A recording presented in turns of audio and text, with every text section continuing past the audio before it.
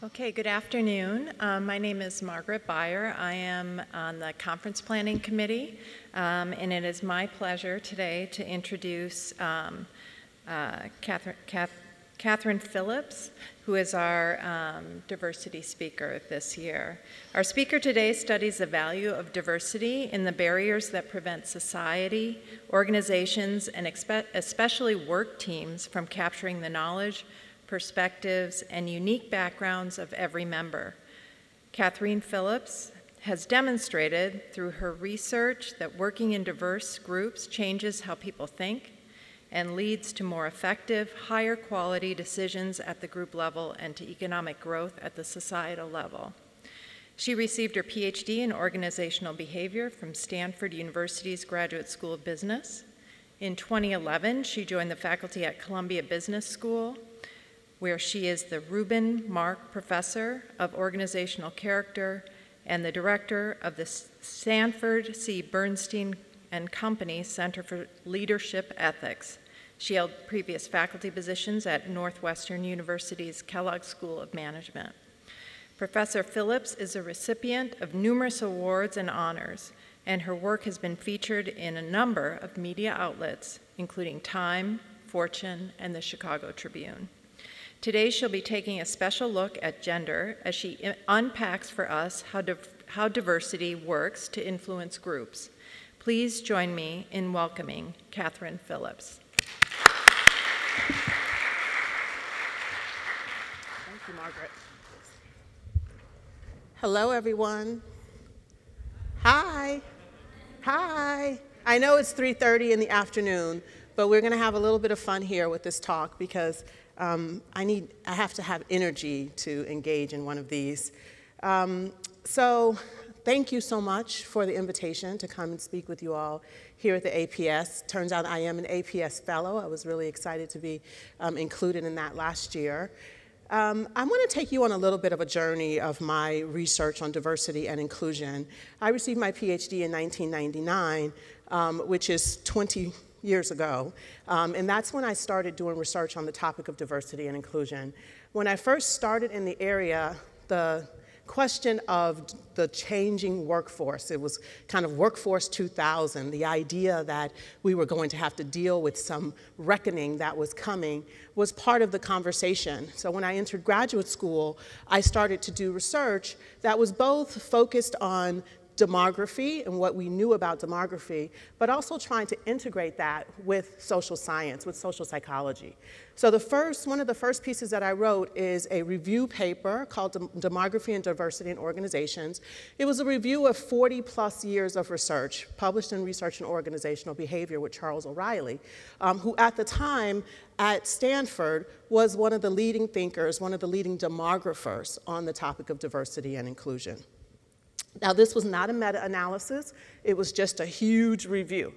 And when we looked at the literature, we found a couple of things to be true. Number one, we looked at all kinds of different types of diversity: race, gender, age, tenure, functional background, educational background. And we actually found quite a lot of mixed results.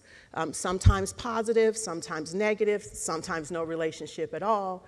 And it led us to led me to start asking the question of what do we know, what do we not know, and how do I take my background in social psychology and apply it to this question of diversity in organizations. Now, since then, there's been a lot of interest in this topic. At the time when I started doing research on the topic, it was kind of starting to be a hot topic, but not quite so much so. But if you now go and just Google, diversity in organizations, the impact of diversity, you'll find all kinds of things popping up. Articles that look like this, like higher returns with women in decision-making positions. This is a summary of research by Credit Suisse. Here's a summary of research by McKinsey from 2015, basically suggesting that if you compare organizations, the first quartile versus the fourth quartile, in terms of representation of women and people of color, that you see a better performance at the organizational level of organizations that have more gender diversity, that have more racial or ethnic diversity. You can see this not just in the popular press, but some of the research is showing this as well. This is a paper by Dezo and Ross. David Ross was a colleague of mine at Columbia. Now he's at University of Florida. They did this research on S&P 1500 firms. And they found basically female representation in top management teams leads to higher firm value. Okay? It's related to higher firm value. Very important point to recognize here is that they were able to show this to be especially true for firms who had a strategy that was focused on innovation.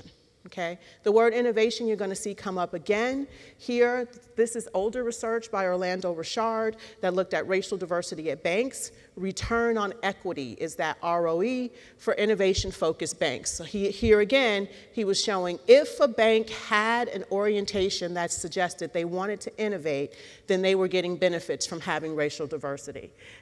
This is that summary of the Credit Suisse research that looks at boards. There's been some controversy about the research on women on boards, but this piece is from Credit Suisse, and they suggested that if you had one or more women on your board, that was going to deliver, again, higher average ROE, better average growth.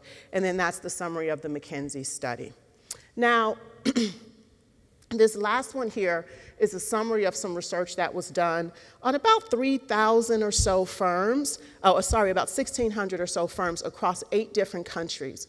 And here they took a measure of diversity that had multiple sources of diversity in it. So it had gender, migration, what kind of industry backgrounds people had, their career paths, et cetera. And they put it all into one composite measure of diversity and related that to innovation revenues. That is, companies, again, that had more diversity were able to have higher innovation revenues. Now, there's lots of research also in the field of universities and education. I won't go over details of this research, but there's lots of longitudinal studies in colleges and universities that suggest that if you send your children to a campus that has racial ethnic diversity and they engage with that racial ethnic diversity, they actually will learn more, right? And so when you look at the literature, oh, maybe there we go, there are some of these studies. When you look at the literature, and you really try to understand, is there a relationship between diversity and some kind of important outcomes, whether it be at the organizational level, at the individual level is really what these studies are doing. There's a suggestion that being exposed to, being connected to more diversity, you're gonna get better outcomes. I've been doing research on this topic for a long time, talking to people a lot about this topic, and this research that I just presented to you just now doesn't always satisfy critics. Why? What's wrong with the research? Why are people saying, yes, sure, I can Google this, yes, I see all of this evidence out there, but I'm still not convinced that diversity is beneficial for organizations or teams or individuals for that matter? What's the problem? My friend right here. Yes, you. What's the problem? You don't know? Come on. It's correlational research. Thank you. Yes. Correlation does not equal causation, as we all know, right? As we all know. You knew it. You knew it. Correlation doesn't equal causation. Okay, so that's where I come in. I am basically a social psychologist by training. My undergraduate degree from University of Illinois is in psychology. And at Stanford in the business school, I was trained by a bunch of people who were essentially psychologists by training. And so I was always kind of indoctrinated into an experimental methodology. I started research trying to understand how do teams make decisions, in particular in the spirit of the common information effect, which some of you may have heard of. It's the idea that when you put people into teams, they tend to focus on the information that they have in common, and they don't spend as much time processing or utilizing unique information that they have. For me, that was a nice connection to what I was learning from the diversity side of the research. Why? Because when I think of diversity, I think of it as a very complex word and a very complex topic. That is, when I walk into a room, I bring diversity in a couple of really fundamental ways. Number one, It's my social characteristics, my categories, the things that you can see on the surface. People see that. We know we all make predictions about who am I on the basis of what you see. So you have the surface level diversity. But then there's actually what I know. They're the words that I share, the knowledge, the perspectives, the information that I bring to the table that is going to be also important and a source of diversity. So I think of it as surface level diversity, the things you can see, and deep level diversity, the things that I have to say, right, when I come into that room. And so it actually led me to start thinking about, why is diversity beneficial in organizations? Is it, number one, but why is it is really the more important question. When you ask people that question, and I've asked lots of people that question over the years, just a little basic survey question, which is, what is the benefit of the diversity?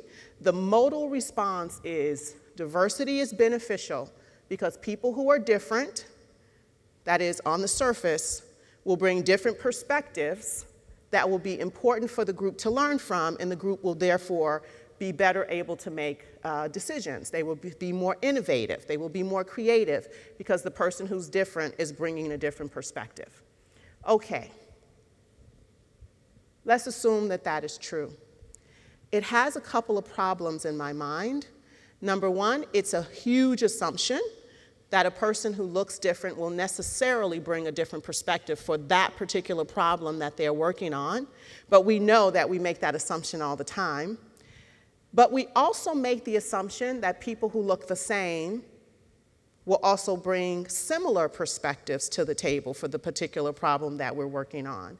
And that, too, is a really big assumption. So my research actually allows me to disentangle what we see on the surface and what people bring to the table, to try to understand how surface level diversity and deep level diversity are treated, are utilized in groups when people come together. So I'm going to try to give you a little bit of a summary of how I've done these studies, what I've learned from these studies, and then I'm going to dig a little bit deeper into the topic of gender, because it turns out that the studies I'm about to describe to you, I have not used gender as a surface level characteristic in these studies. So keep that in mind as we go through this, but I'm going to get to it, I promise. Okay, so this paper that I have here on the screen, How Diversity Makes Us Smarter, is a short paper that I wrote for Scientific American a few years ago. It's been published under a couple different names, but if you Google it, it should pop up for you. The tagline says, being around people who are different from us makes us more creative, more diligent, and harder working. Now, what I've done in the studies here, I've done a series of laboratory experiments using undergraduates, using graduate students, using working adults, to try to understand, how do people make decisions. I'm recruiting people in, I'm saying I want to understand how groups make decisions. That's what the topic of the studies are. When I bring people into the studies, there are a few key features. I'm using tasks that are essentially information sharing tasks, hidden profile type tasks, things where I'm asking people to process information, to make a decision, to choose an option. I've used things like, which one of these people should we hire? Which one of these companies should we invest in? Which one of these people should we arrest because someone has been murdered? And all of this data is given to each individual in the study. Now, I can manipulate this information such that either I'm creating a hidden profile, where some people have unique information that they're bringing to the table, or I've given them all the information and I just know what their opinions are. When I put them together, then I can create constellations in the group such that I know who has what information, or I know who holds what opinion, at least as they expressed it before they went into the group discussion. Now, this is really important because in the real world, we're making assumptions about what people know. We're making assumptions about what people's perspectives are based on what we see, right? Here I know exactly what they know, okay? Now, I also assume that when I put a group together, there will be some informational or opinion diversity. Why? Because what's the point of having a group if there is no informational or opinion diversity? If everybody already has the same answer, there's no there's no conversation to be had there. So I'm always looking for and creating informational or opinion diversity in the room, okay? Then I create social category diversity or homogeneity. That's the manipulation. So I'm looking at things like race, political affiliation. I've looked at what side of campus do people live on, the north side or the south side. At Northwestern University, that was actually a relevant identity for people. I make those identities salient when they come into the laboratory, right? So there's a north side banner on the wall, and south side banner over here, and I separate people on the basis of that social category. So it is a salient social category for people. I've also used very minimal distinctions, like pick out of a hat when you come into the room a piece of paper and it says red, therefore you over here on the red side and you have to wear a red shirt today. You will go over here wear a blue shirt over here, okay? So very simple, minimal categorization designs as well have been used with these studies. People make an individual decision or come to some opinion based on the information that they have available to them, and then they go into the group and they have a group discussion. I videotape the group discussions. Early on, I audio taped the group discussions.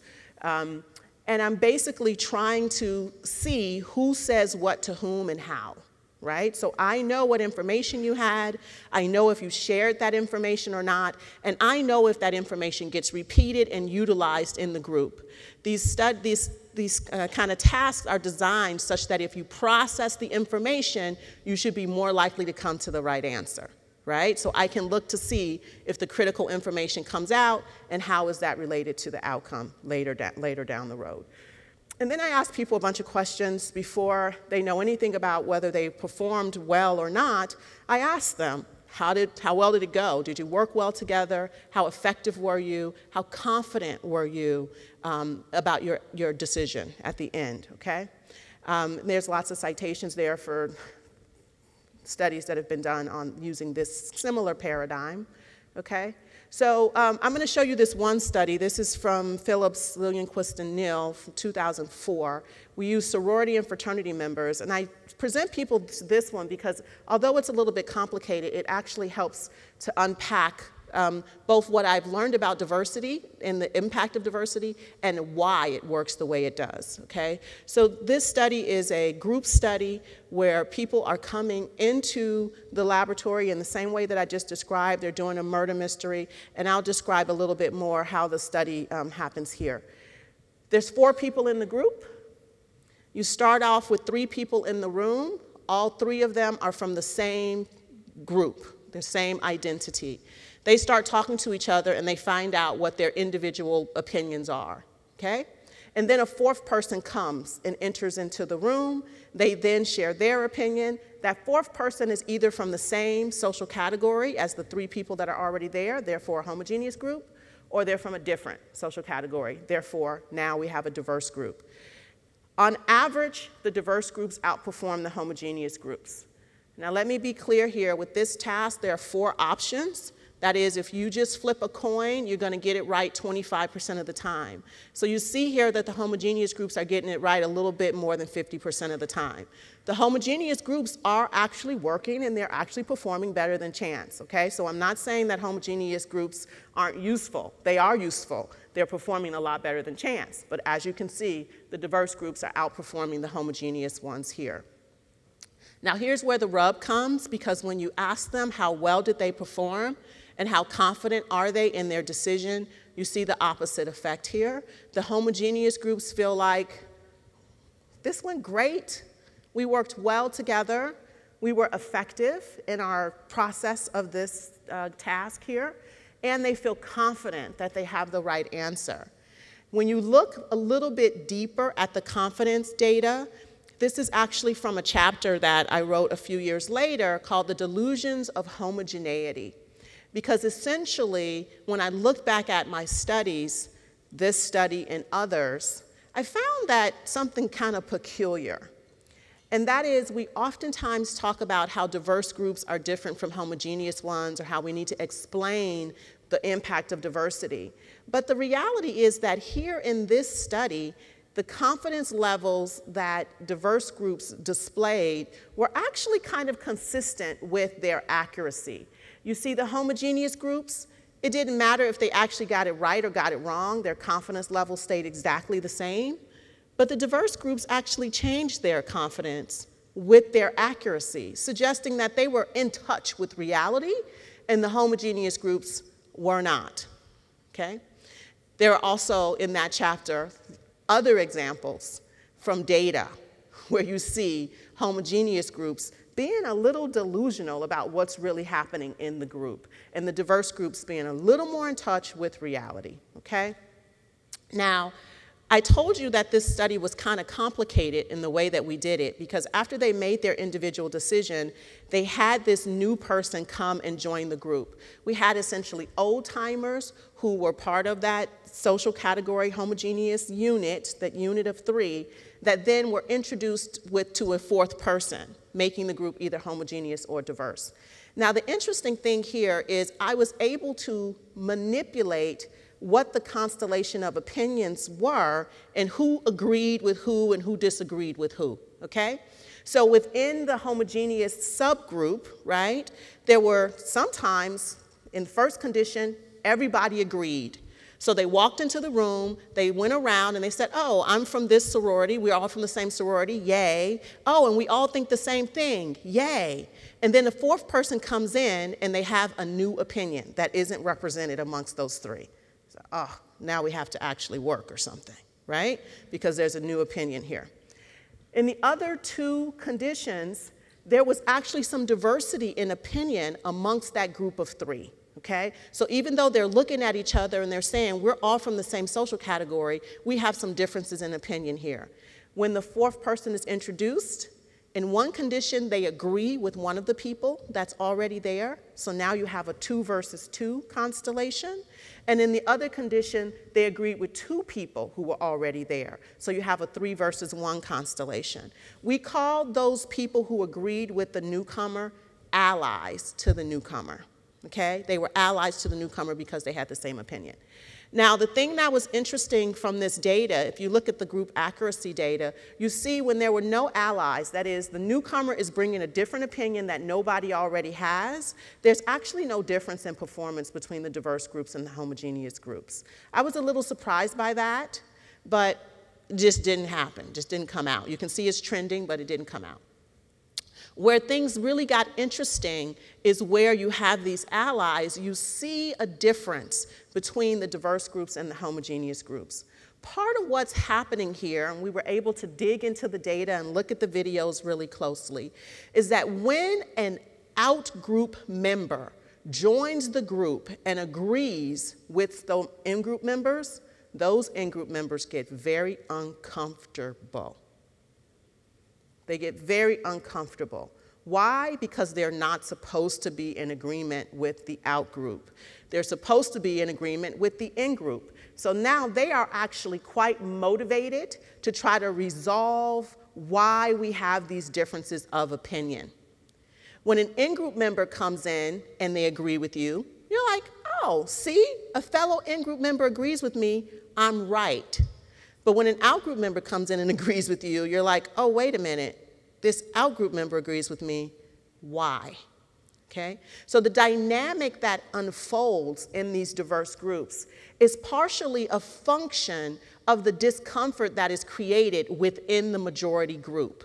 The majority group changes their behavior. It's not that a person who's different is bringing a new perspective that isn't already represented, because it's already represented and they're just agreeing with someone there. And that is enough to change the way the group works, the way the group processes the information.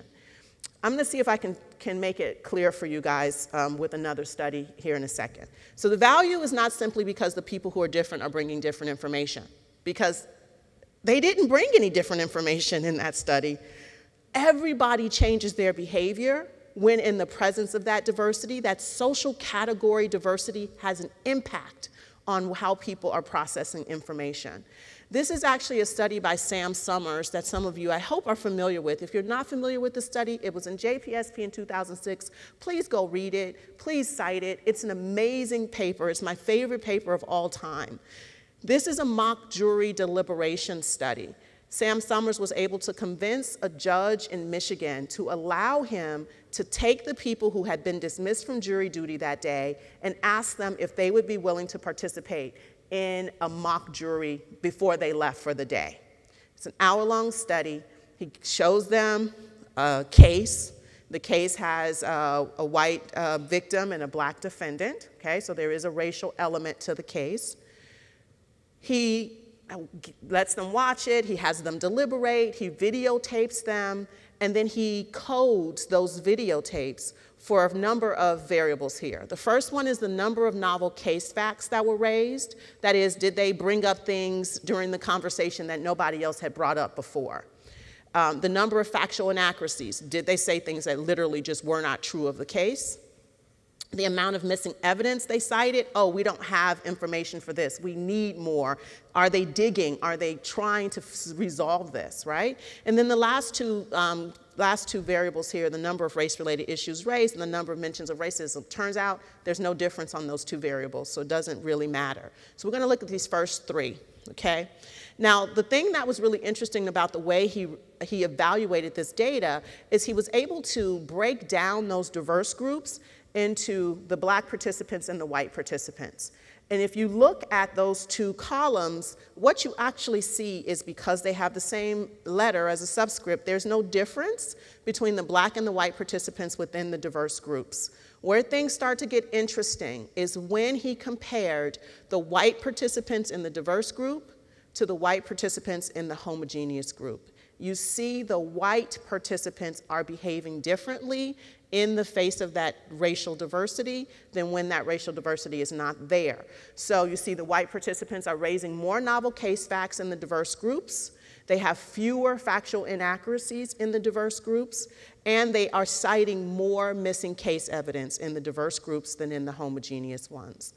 I was actually really stoked when I saw this data because it fit so well with what I was learning from my own research, where I was looking at not just race, but lots of different types of categorical differences. And I thought, wow, this is actually consistent with the idea that it's not just about what somebody who's different is bringing to the table, but that in that diverse group, the behavior of people who are in the social majority also changes as a function of being in a diverse environment. Okay, now I actually had a fantastic student at the time with me at Northwestern who said to me, Kathy, I actually think that these processes start before people get into the group, before they start talking to each other. That diversity is not just a function of the group process, that is actually a cognitive process, that it changes the way people process information. Now, it turns out that there was a paper that kind of supported that idea. This was by Antonio et al., who basically did a study where they presented a white participant with a minority perspective that was either presented by a fellow white participant or a black participant. And it turns out the white and the black participant were Confederates, okay? And the information they were presenting was exactly the same. What they were interested in seeing is if the participant would respond differently to this new information depending upon who it came from. It turns out that information is filtered through the bodies that we are in. That when people hear information coming from you, it's not just neutral information. It's information that is filtered through the body it's coming through.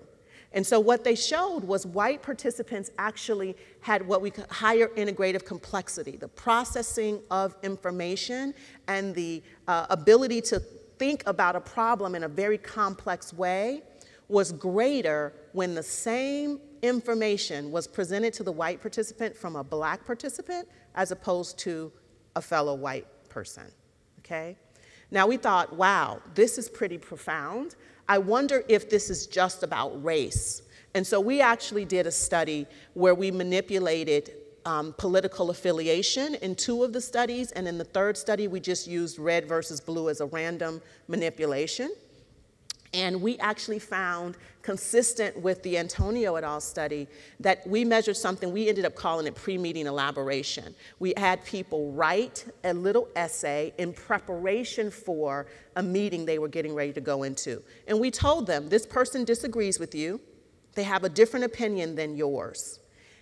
You're either going to be talking to a fellow Democrat, let's say, or you're going to be talking to a Republican. And we literally just sat a nameplate on the table in front of them that said Republican or Democrat. This person will be coming in a few minutes, but in preparation, because we know that we communicate with people in all kinds of complex ways these days, in preparation, we want you to write an essay in preparation for the conversation. And then we coded the essay. When we coded the essay, we were coding for, did they understand and think about the complexity of the problem? Did they realize the pros and the cons of each side? Did they ask questions? Did they really think through it? And we called that pre-meeting elaboration, and we actually concluded that diversity essentially jolts people into cognitive action in ways that homogeneity simply does not. Because the homogeneous person, the person who was the same as them, also disagreed with them, but it didn't trigger the same depth of elaboration. So we had this effect of pre-meeting elaboration being higher, and then we saw a corollary relationship with performance. Those groups that had higher pre-meeting elaboration perform better. So the diverse groups perform better than the homogeneous ones, okay? Now, as a conclusion here of this part of the talk, essentially we concluded that social category diversity, it legitimates and it makes people expect there to be differences of opinion and perspective. We have studies where we've asked people, do you expect there to be a difference of opinion? People expect to disagree with people who look different from them. And just that expectation alone drives people's functioning. It drives people's cognition. Okay? It enhances pre-meeting elaboration, preparation, information sharing, integrative complexity, perspective taking. We have studies on creativity and even effort, how hard people work is changed as a function of being in a diverse environment. So people work harder. But we all know that people are cognitive misers. They don't really want to work so hard.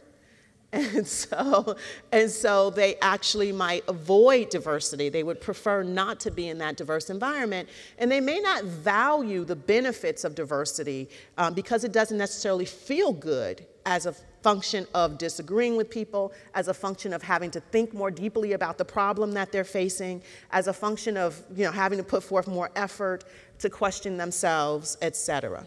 Okay? Now, here's an analogy that I like to use really quickly here. How many of you go to the gym?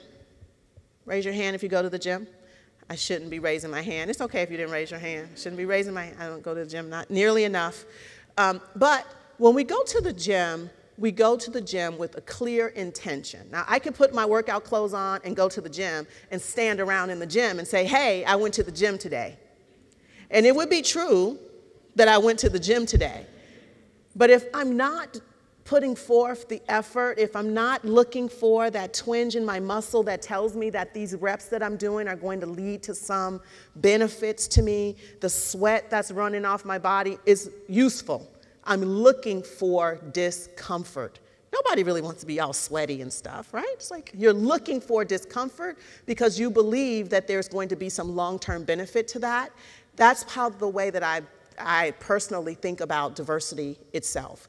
There are times when it will be uncomfortable. There are times when I might question my own thinking. There are times when I may disagree with people, and that brings us discomfort, and we would prefer not to be uncomfortable. But if we believe that that discomfort is beneficial to us, we'll be more likely to engage with it. We'll be more likely to put ourselves in that uncomfortable position so that we can get the benefits from it. Okay? So next time you're in a diverse environment and you start to feel that little twinge of discomfort, lean into it, okay? Just lean into it.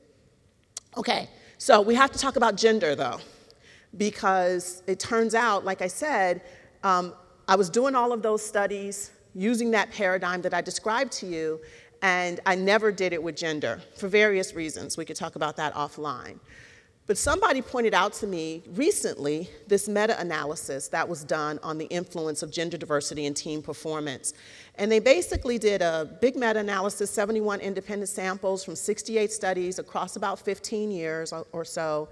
And they actually found a significant negative relationship between gender diversity and performance.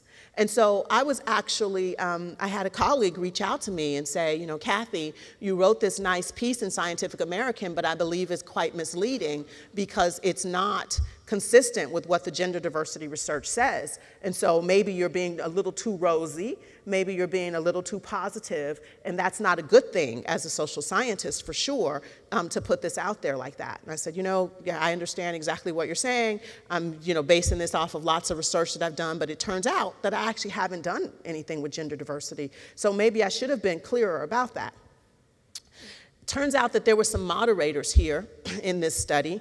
Egalitarianism and collectivism were two moderators, and when those moderators were put in, you actually did see either no relationship or a slight positive relationship between gender diversity and performance, okay? So when I looked at the meta-analysis, I thought to myself, well, I'm not completely wrong here. Let me think about this a little bit more. And so I went back to some of my own research that I had done on gender, because I had done something on gender. There's a study that I published called When What You Know Is Not Enough, Expertise in Gender Dynamics and Task Groups. And this was one of the most difficult studies I ever published. People ask me all the time, how does it feel to do research on the topic of diversity and gender and all of these things, knowing that, you know, you just have to report the results for what the results are. And I said, yeah, you know, this was a study right here that was really hard to swallow. So what we did here with this study is we had groups of 3 to 5, mixed gender composition. They did a bushfire survival task. You guys have seen these, I'm sure, and these group tasks that we do. And essentially, we know what their individual rankings are before they go into the group discussion. So we know who knows more than other people in the group, who's better, who's closer to the expert rankings. We called those people the expert in the group, and people who were farther away from the expert ranking we called non-experts, okay? So in any given group, you had an expert and non-experts, and that expert could have been a man or it could have been a woman, okay? It turns out that if you just give people the task and you look at their performance, there's no a priori differences in in gender, in performance based on gender. Okay, so men and women are performing equally well before they go into the group discussion, okay? Now this is what we found. It was hard because what you see here is that female experts compared to female non-experts were perceived as having less expertise. They even felt it themselves that they had less expertise, their self-perceptions. And their influence, turns out these higher numbers are worse here. This is not quite significant. Of course, you know, male experts had more influence than non-experts, like they should have, but it doesn't quite work that way for the women, okay? That was problematic. And when you looked at performance, group performance with the female expert was worse than performance with the male expert. So we thought, oh man, this is really bad, because it's not about what you know. The women actually knew as much as the men. They were performing equally well as the men before going into the conversation. But as a function of the conversation, they were perceived as less expert when they knew more. They felt less expert when they knew more. They were less able to benefit the group with the knowledge that they had. Oh, it's all troubling, right? So when we looked at this data, we thought, wow, women are really struggling. They are feeling like they're not smart enough. They're not good enough. This is actually from a series of interviews that we did with women in STEM. And we have quotes like this: even astrophysicists, not a whole lot is taken on promise. You have to prove yourself all the time. This prove it again bias rears its ugly head in these contexts all the time, where women are feeling like they have to prove themselves, they're not good enough, or people are perceiving them not to be good enough, and they have to feel, and they therefore end up feeling like they have to prove themselves. So it suggests that gender diversity and gender norm expectations are very sticky, and we cannot ignore them when we're talking about diversity and the influence of different types of characteristics in diverse environments, okay? So if you look at the literature and try to say, well, okay, why is it that those early studies that I showed you have these positive correlations between gender diversity and outcomes, right? Why is it that we do see, in some cases, gender diversity being a positive thing? It's because, of course, there's some moderators that we have to think about. And if you look at the literature just a little bit, you'll see important things. Number one, you should not always expect positive effects of diversity because you need to be in a context where sharing information, perspectives, ideas is actually going to be necessary and beneficial to the team. It needs to be a complex task, an environment where people are open to learning from each other and innovating, okay? Second thing is you actually need to have some kind of shared goal. You can't be there just to fight and have your idea win. You actually have to be there to solve problems together. And that's consistent with that collectivism moderator that we saw in the meta-analysis. And it needs to be egalitarian. So we should be trying to minimize status differences between people to get the benefits of that diversity in these contexts where people are trying to share information, et cetera. And there's, again, a number of studies there that help support this idea. Okay, so I want to take just a couple of minutes and highlight some new research that I've been doing that is consistent with this idea that you really have to think about what's happening in a gender diverse context and how we may or may not be reinforcing gender norm expectations. So a colleague of mine and I, Ashley Martin, was working on a dissertation, and we were talking about colorblindness and multiculturalism. There's 100+ papers on multiculturalism and colorblindness. Race. It's all on race. It turns out that there was not, well, I think there was one paper we found that had been done on gender awareness, gender blindness. We might make an assumption that if awareness is really valuable in the context of race, that awareness will also be very valuable in the context of gender. But we had a hunch that that was not right, okay? We had a hunch that that was not right. Why? Because gender awareness essentially highlights something very different from racial awareness. Racial awareness is really all about understanding the differences in opportunity, cultural differences that might be experienced as a function of race. But when people think about gender, and we have a couple papers that support this evidence now, people start to make more biological attributions for those differences. Men and women are different because men and women, are biologically different. It's an essential difference that we're thinking about, differences in personality and skill and interest. Women are supposed to be from Venus and men are from Mars, and we're so different from each other that we don't have any overlapping personality traits even, right? So people start to endorse these ideas of men and women being essentially different from each other when you use an awareness message. If you compare that to a blindness message, men and women are essentially the same, you get something very different, okay? Because we know that when people think about men and agency, they think of men as leaders and they think of women not as leaders, okay? So we actually did a study where we brought men and women together and we manipulated awareness, blindness, for the male participants only. The women, we just gave them a control, okay? We gave them a control. So I'll show you how it went really quickly here. Okay, so men were either given an aware article or a blindness article, and women were given a control, and basically said things like modern American society would be better off if people would recognize that men and women are different, right? Or modern American society would be better off if people would recognize that men and women are more similar than different, okay? So basic paradigm, we adopted this from other studies that have been done on race, okay? Then we gave them a bushfire survival task, similar to that one that I showed you in the last study that I used, okay, where people get this information, they do this rank ordering as an individual, and then they have an interaction. They interacted for about 8 minutes, so women were interacting with a man who was either given an aware message or a blind message. And we basically wanted to see, what did the men do as a function of receiving this information?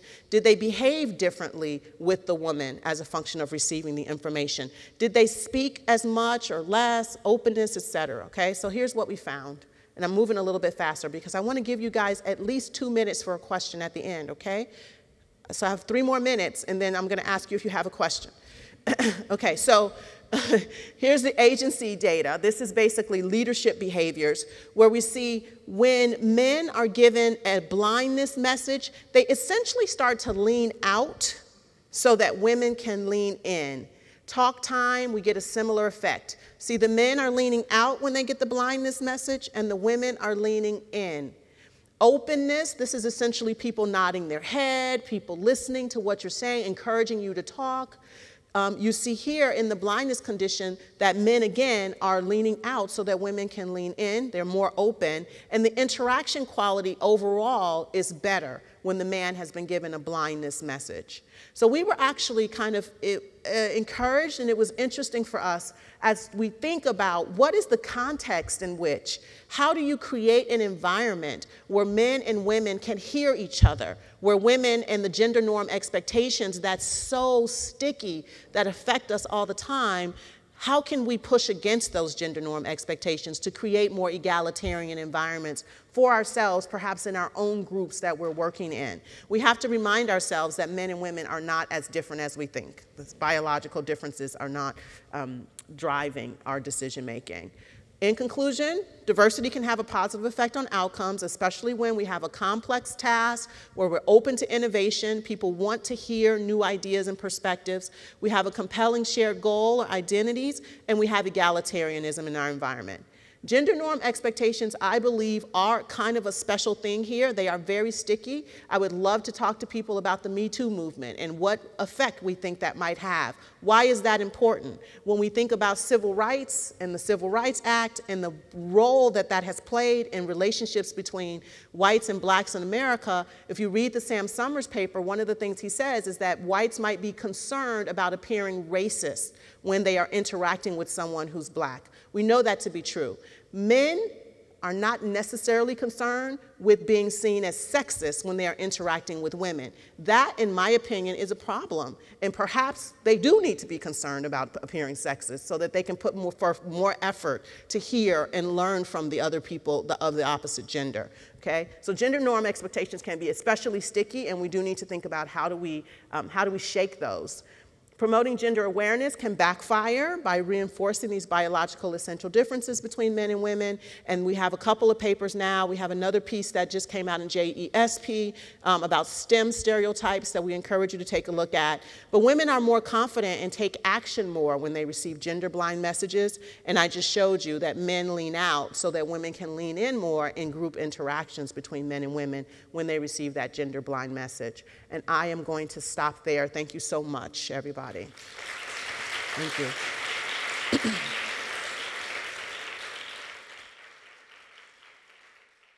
And according to the clock that I have here and my running ticker, I have 2 minutes and 16 seconds. So I would be really happy to take a question if anyone has one. Come on, guys. Somebody. Hi.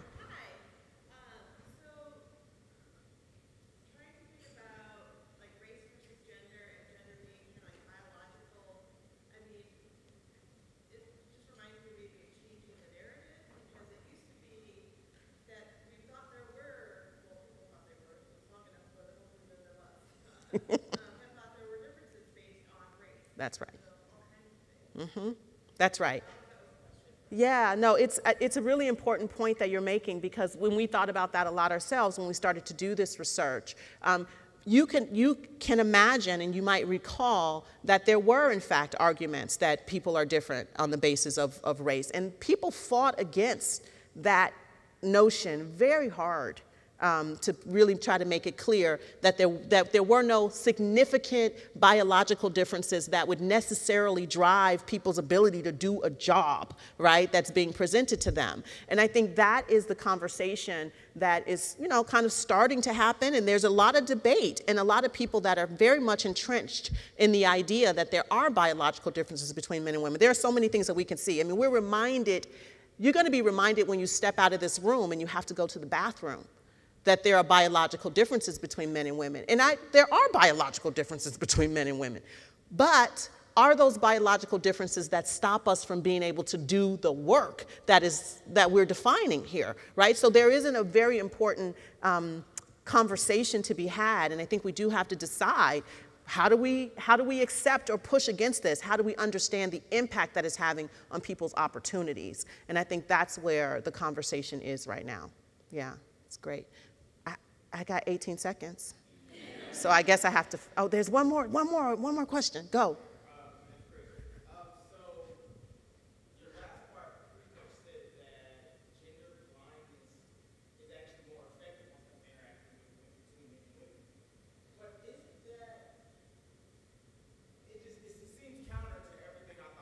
Yep.